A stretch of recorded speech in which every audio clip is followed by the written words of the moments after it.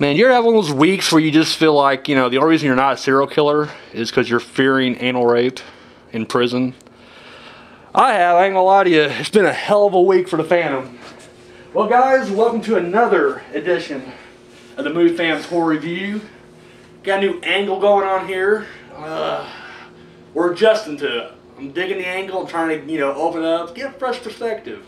Speaking of a fresh perspective, I got a guest with me. Go ahead and introduce yourself. I'm Misery Black. Hate everyone. She ain't lying at all. Alright, Misery, thank you for being here. Okay, tonight we got two new movies we're going to review. We got Paranormal Activity and The People Under the Stairs. Don't have anything put up. Don't own them, so. Alright, so let's go ahead and get into it. Now, last week I asked the question, what are your top 3 favorite slasher movies? So, third out there, we got two replies. Satan's Lair Slayer's Lair. Buddy, I'm sorry, I get tongue-tied. 3 S's. It's insane. Anyways, alright, he said number 3, his favorite movies, slasher movies, was My Bloody Valentine, number 3. Still haven't seen it. Have you seen the new one yet, or have you seen any of them? I don't care. Don't care. A Nightmare on Elm Street was his number 2. Love that one. Original, obviously. And number 1, Halloween, the original. Fucking classic. Love it. Alright. Dig deep. Do what? Way to dig deep. Way to dig deep. You gotta dig deep into this stuff. You gotta get into it. Alright. The other guy who hit me up was 13th Wolfman. Now, this guy actually sent me a video response, and buddy, I appreciate it, alright? Thank you very much. He said his top 3, actually his number 3 was also My Bloody Valentine. Number 2, he said Sleepaway Camp, which I'll be honest with you, I actually love. I dig it. You haven't seen this either, have you? Typical teenager over here. It's ridiculous. Haven't seen hardly anything. Sleepaway Camp, definitely recommend it. Now, his number 1 was Slumber Party Massacre. I have not seen this, so boom. Just haven't seen it. But I hear great things and definitely need to check it out. So yes, thank you guys. I definitely appreciate it. So this week, I'm throwing out there top 3 found footage films. So we got, so we're doing Paranormal Activity, we're doing top 3 found footage. Do you have a top 3 found footage?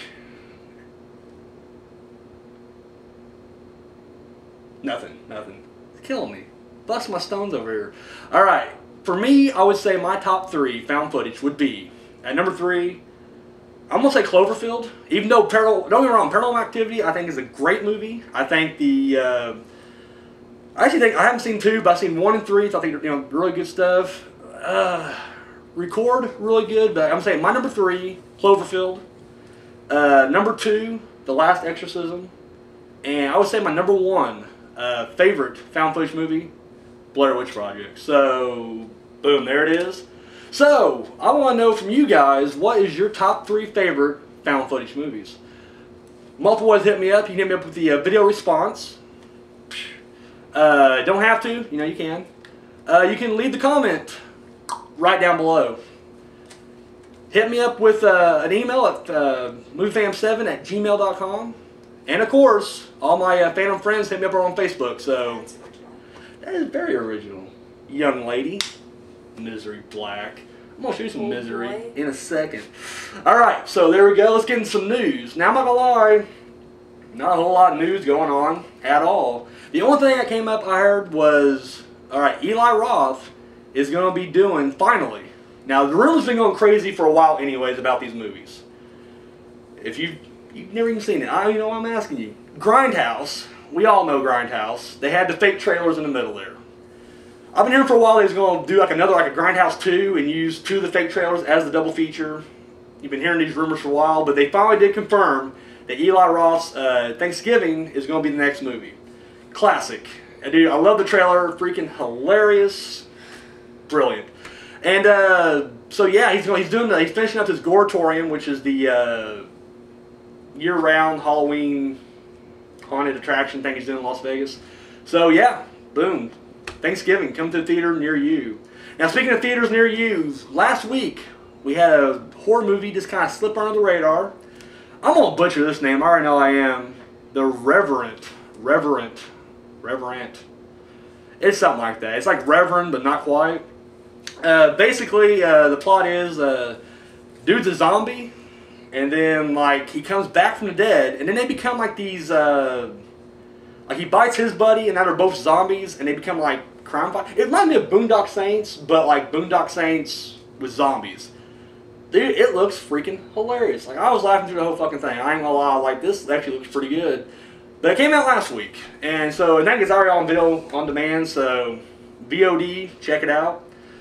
Now, this week, opening it up, we got The Possession.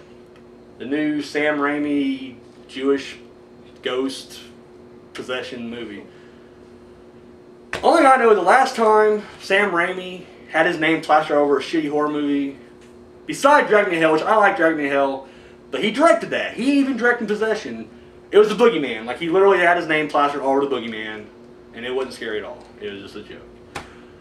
I've mentioned before, I can't get excited for ghost, possession, haunting movies. They're usually pretty good, but I cannot get excited for them starting off, and I truly think this will just be shit, so. That's what you thought about Insidious, too. I did think about Insidious. I did. And I've mentioned multiple times on the show, I like Insidious. It was really good. I shouldn't have waited so long to watch it.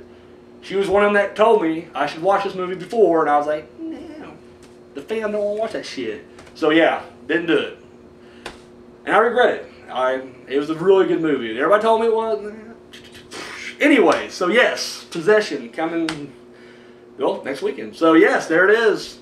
Now, let's get some viewer comments. I said reviews there, yeah. It's really late, and I'm not gonna lie, I've tried nossing it up, and then as soon as I start hitting record, come back down, bring it down. Maybe we should have got the case. In the case, should get the case. Anyways, we got some viewer comments coming up. Now, I'll hit the first one first. I'm gonna hit the first little part, get this out of the way, and then we'll move on to the next little business. Good friend of mine, horror movie review guy. Horror review movie. Oh, dude, I'm sorry, I'm butchering your name. I think it's Horror Movie Review Guy. I do love his channel. I'm not gonna lie. He's not like me. Like, I have a very low budget setup where I just hit the camera and go. Like, this guy actually has production value, great videos, and he gets in depth with his reviews. Like, and he don't get sidetracked. Like, this guy's very professional. Brilliant stuff. And he started doing these showdowns. Now, this is something I did during the summer. It was me and my neighbor, if you guys remember, El Blanto, and literally, don't get me wrong, I love it. Had fun doing it and everything like that, but we just kind of like bullshit through it and just like, oh, who'd win this match? You know, he wouldn't. We flip a coin and everything like that. Dude, Horror Movie Review Guy literally breaks it down statistically. His first showdown was, he did Freddy vs. Jason, which we've all seen the movie. Love the movie. Well, he actually did a statistical breakdown. Brilliant. I'm not going to tell you when. You guys should go check him out, actually. I'm not going to lie. Then he recently did Pinhead versus Michael Myers, which is another just great matchup. Well, then I threw out there, I said, you know what you ought to do is do some kind of old school versus new school. That's what our showdown was. Our entire tournament, the Horror Movie Showdown Summer, I don't remember how the fucking title was. Anyways, the thing we did was literally just like this weird random mix, of different villains and everything like that. So I was like, you should do like something like old school Universal against like 80s slasher. And not only did the guy like, you know, make my request happen, he hit me with like 5 different dudes. Like, he gave me 5 matchups there. All Universal against the entire, like, you know, 80s like pantheon of great horror villains. Dude, and then he gave me a shout out early on, so I, you know, really appreciate that. So thank you, dude. And the video was awesome. It was great stuff, and once again, check his stuff out. It is brilliant. So yeah, definitely appreciate that. Thank you very much. All right, now there's the main thing. I'm not gonna lie. I guess this is what's kind of hanging over this right now. I've been getting little jabs from everybody's favorite little emo. Well, anyways, he's been kind of, you know, jabbing at me, and I'm like, you know what? I'm just gonna squash the beef right here, because here's the thing. Like, I don't need a Biggie, Tupac kind of thing. Like I don't need to be walking around my cemetery and have this guy like roll up on me, hold me down, and shave my chest. I ain't gonna have it. I just won't have it. I'm gonna be the bigger man and just walk away from this thing, because I like my chest the way it is. I don't want it shaved or anything. It needs shaved. So, buddy, ass clown, my man, You win. I'm tapping out right now. Okay. Tapping out. And yeah. And I'm sorry I banged your girlfriend Beth. It was a one-time thing. It won't happen again. I'm sorry. Hey, it's all good, buddy. It's all good. So I'm out. Thank you. But then the thing that kind of threw me off was there's this girl here on YouTube. Her name is House of Karloff 1985.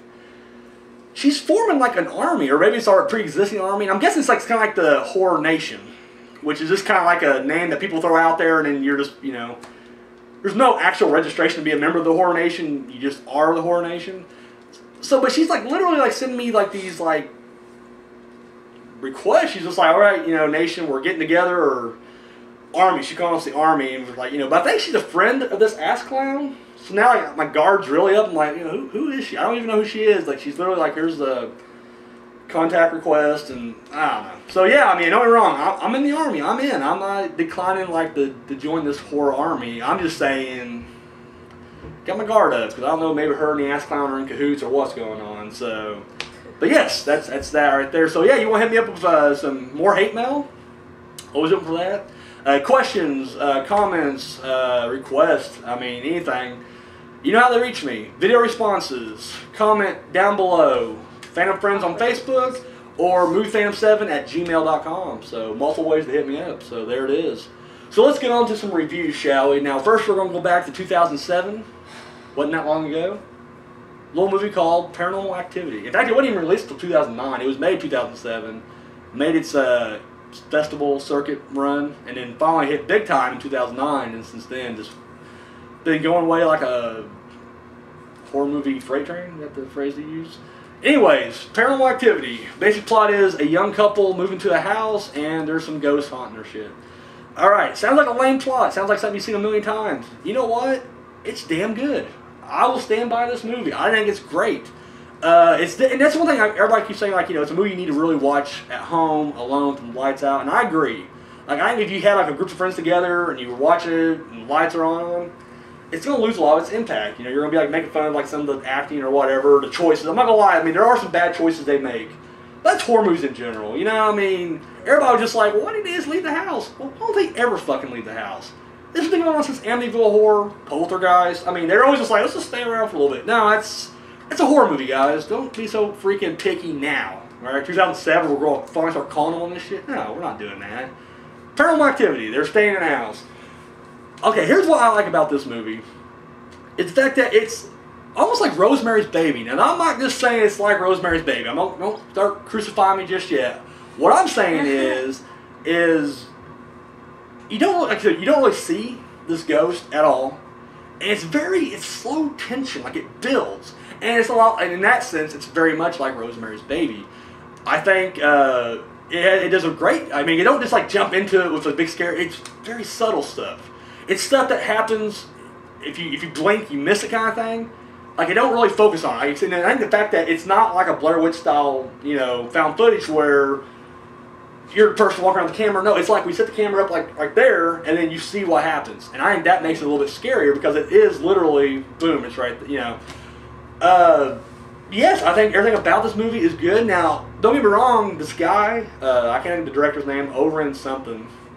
He's balling right now out of control. Like, this guy, he's the next big name in horror, but I just don't think he's that good of a director. Like, don't get me wrong, it's a great idea, but he didn't really direct anything. Like, literally, he's just like, here's the camera, guys, set it right there. And then, of course, you know, he's pulling the strings or whatever, but I don't think it's going to work anywhere else. Like, I think if he does a scripted movie next, I don't know. I don't think it's. I saw the commercial for Chernobyl Diaries. He didn't directly produce it, but it had that found footage look, even though it was a scripted film. And I'm just like, I'm sorry, it don't work. I don't like the found footage directing style if it's not a found footage movie. That's just what I'm saying. But yes, damn good found footage movie. I'm not gonna lie, it really is just top notch. Great special effects. You know, once again, you don't really see the ghost, but the few scenes where the entity shows up and pulls them out or whatever, it does look pretty, creepy. Now, I'm not going to, it's 2007, so I ain't going to spoil the ending here. I'll leave you a 10-year buffer zone.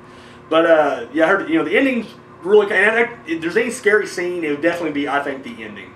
Kind of creepy. I did not see the alternate ending. People say that's actually more disturbing. I have not seen this stuff, so I didn't even read it, so I don't even know what the hell the alternate ending is. I'm assuming it's kind of similar, but not. But yeah, really good movie. Like I said, I can't really say much about it because it is a newer one. I don't really want to go into too much detail. Check it out. And I'll tell you what, another thing that works about this movie is, it's the sound. That's what really, I mean, once again, if you're home, you got the volume turned up, all the lights out, it's the noises. That's literally what this movie relies on. Noises and the occasional jump scare from nothing. I mean, really, it's what it is, but damn good. So yes, there it is. Boom. All right, up next, we're going to go back even further. 1991, The People Under the Stairs. Have you seen this? You haven't seen shit. It's ridiculous. You're supposed to be adding to this. I've seen your show. Oh, you have seen my show. I appreciate that. Not because I said shit or the... Okay, just making sure. She jabbing me there. She's fucking... I feel like Elizabeth Shue from Adventures in Babysitting. This is ridiculous. You seen that movie? No? Alright. Anyways, so... People Under the Stairs... I just remember hearing nothing but horrible fucking reviews for this movie. It's supposed to be like a horror comedy kind of thing, and I don't know. Wes Craven, he's one of my favorite directors, but he does some shitty movies every now and then. Red Eye? Really? That's all I'm going to say, just Red Eye. Vampire in Brooklyn? Do I need to go further? Scream 4? Anyways, so I just had no desire to see this movie at all. I was like, I don't care. I caught bits of it on TV once. Of course, the scenes you watch are out of context, so I'm just like, But then I decided I'm going to review for the show, so I, recently watched it, actually watched it earlier, and you know what? I was surprised. It actually is a damn good movie. The basic plot is, it's set, in an urban area, the ghetto, if you will, and the ghetto, and yes, it's this young black boy and his friends. Or I guess one's his friend, sort of, and the other one's like the other partner in crime, and they're going to rob like this very rich white couple, and things go a little crazy, and there's some shit that's hidden in this house. First thing I liked about this was they do kind of have this social commentary running through it, and I thought that was kind of neat, especially because you don't really see it a lot out of Wes Craven. Like, he's just not one of those guys who normally does the social satire stuff. That's more Romero, even Carpenter, but not much Al Craven. And so I thought that was kind of interesting right off the bat. I really dug that. I dug the, mostly black cast, except for, of course, the white couple who is played by, oh god, I'm gonna blank on the names. Shit, they're from Twin Peaks. They did the show Twin Peaks, and You're terrible at I'm horrible at like research. Like literally, this is literally the show right here. It's just me. It's ridiculous. Dab you. Anyway, so. Everett McGill is the dad, and then I forget the girl's name, Wendy something, Robbie. I don't know. Anyways, but they're there, and what it is once again, they're all it's an impoverished community. Everybody's poor, and of course this young boy who has dreams of becoming a doctor or whatever, he's wanting to get out of the ghetto and become successful, but right now like he's being evicted. The mom has cancer, and literally he just is, but he's like, he's trying to, improve the situation. So Ving Rhames, who plays Leroy, is like, we could, hit this mansion. They have treasure here. He found this treasure map at a gas station they robbed, which happened to be owned by this white couple. So they're like, we can definitely, rob them, have the money and everything like this. What I like about The Boys, once again, and this is one of those movies, I think if I would have watched it back when it came out, I probably would have loved it even more, because I love movies that kind of have that first person, like that, from the point of view from the child. I like that. Because when you're a kid, that's your point of view, that's your perspective. So I really dug that. The fact that this kid was actually smarter than most kids in horror movies, really is another plus. And what you find out is, when they get into the house, one of the dude gets killed immediately. And so they go into following. Well, then what happens is there's a attack dog that goes after him and everything. Well, then shit gets crazier. They find out that there are people, as you guessed it, under the stairs. The whole story is basically this couple had been trying to have a kid, and you find out later, big twist, spoiler alert, they're actually brother and sister, and it's pretty disturbing because it's pretty disturbing because they're called mom and dad. Like they call each other mom and dad. They want to be called mom and dad, and they're brother and sister. It's creepy. And that's another plus of this movie is the fact that these characters, like as far as like it gets a little slapstickish and it gets a little comical, the movie's very disturbing in some aspects. Like literally the guy, like the guy who plays Dad, he wears a gimp suit when he's like trying to chase this one guy. Like, there's one guy who's like to a person on the stairs who gets away, and he's like in the walls. So he's like hunting a mouse, going crazy, but it's a person in the walls. But he's wearing a gimp suit as he's doing it. Just really, they have their daughter, and they constantly beating her. At one point, once again, spoiler alert, after they kill a body, there's this big patch of blood there, and they make her clean it up. And of course, she the mother throws her in there. Of course, she's got like a white dress, so she's getting all bloody. And then she basically scolds her for getting messy. Gets a tub, like boiling hot water, throws her in there, scrubs her in this thing. There's even a hint at like child abuse, sexually, in this whole thing. So I mean, it's very. You take away the comical aspects, it's a very disturbing thing. And what happens is, they've always wanted a son to carry on, to carry on the legacy, the name, I don't know, whatever. Every time they get a boy, he mouths off or something, and they cut his tongue out, throw him in the basement. And so over time, all these boys are in the basement, they're all grown up, no sunlight, so they basically look like freaking vampires, and they're cannibals, because that's all they're fed is like the, meat from like the victims that show up at this house. And, this boy is basically now, it turns into like a Home Alone type situation where this boy's trapped in this house with these two deranged lunatics. And basically, if you go in the basement, you'll get eaten by these cannibals. He has this one weird dude running around the walls who turned out to be his friend. Really good. I think the boy gave a really good performance, by the way. And he had this giant dog chasing him around. It's brilliant. And once again, it's so, because I told you, it kind of walks that line between disturbing but comical.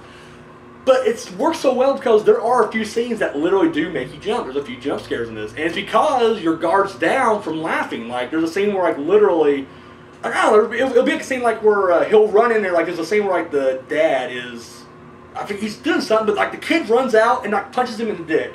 Dude, like, double, and I'm laughing, but then, like, the next scene will be, like, someone popping out. And you're laughing, but you're like, oh, shit. And Craven was always the master of that. He did it in Scream a lot. And even Nightmare on Elm Street had that, a little bit of humor there. Then they would hit you with, the scare. And, it worked well in this. Yes, I highly recommend this movie. I think everybody should check it out. It really gets a lot of shit. Like, I have a book. It's like the top 333 horror movies you got to see or something like that. Literally, shitload of Craven. And this is like one of those they just don't mention. But they mention like other garbage that I'm just like, really? You took that in there? But not. And I think People Upstairs is very underrated. I know I'm swinging on its nuts right now because I just watched it. But you know what? It's good. That's all I can really say. I think it's a damn good movie. So yeah, highly recommend it. Good acting, good directing, good story all around. So yeah. Alright. Misery Black. You got anything to add before we sign off here? Go kill yourself. Oh, you're ridiculous. I'm gonna beat her after this is over. I'm literally, it's gonna be child abuse, but I'm gonna turn the camera off so that way. Oh, kill me. Alright. We are out of here for Misery Black and Moose Phantom. Peace.